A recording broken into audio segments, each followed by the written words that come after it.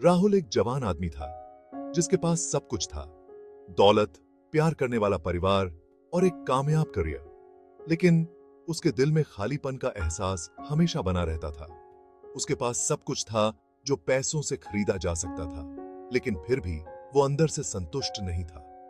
वो जितना ज्यादा खुशियों के पीछे भागता, उतनी ही वो उससे दूर होती जाती। उसकी महंगी गाड़ी और गैजेट्स उसे असली खुशी नहीं दे पा रहे थे।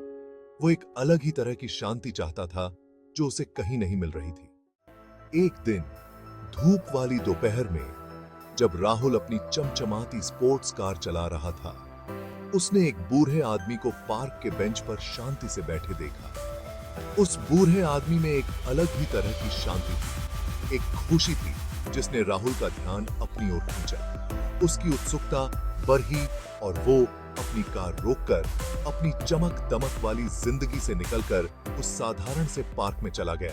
जैसे ही राहुल नजदीक आया, उसने देखा कि वो बूढ़ा आदमी कितनी प्यार से मुस्कुरा रहा है और चिड़ियों को चुग्गा खिला रहा है।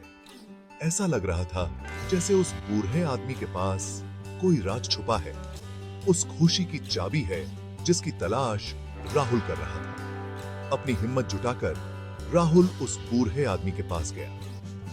एक्सक्यूज मी, उसने कहा, मैं ये देखे बिना नहीं रह सका कि आप कितने संतुष्ट दिखते हैं। ये देखकर मुझे बहुत प्रेरणा मिली। ये सुनकर वो बूढ़ा आदमी राहुल की तरफ मुड़ा और उसकी मुस्कान और चौड़ी हो गई। खुशी एक चॉइस है, जवान आदमी, उसने जवाब दिया। ये ऐसी चीज नहीं है जो तुम्हें बाहर दुनिया में मिलेगी, बल्कि ये तो तुम्हारे अंदर ही है।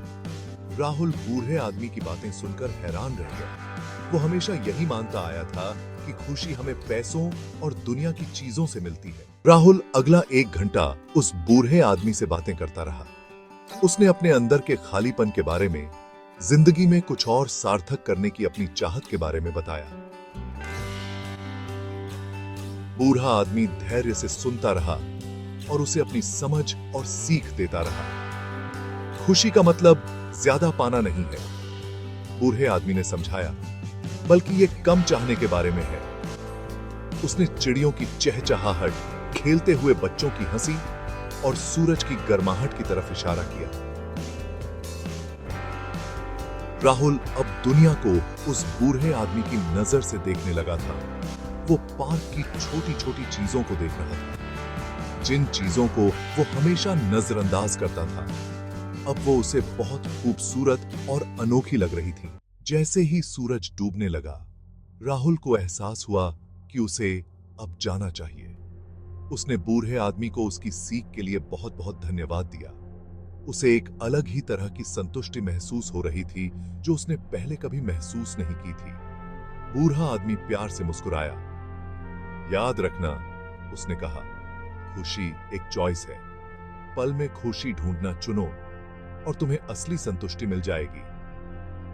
उस शाम जब राहुल घर वापस जा रहा था, तो उसे अपने अंदर एक बदलाव महसूस हुआ।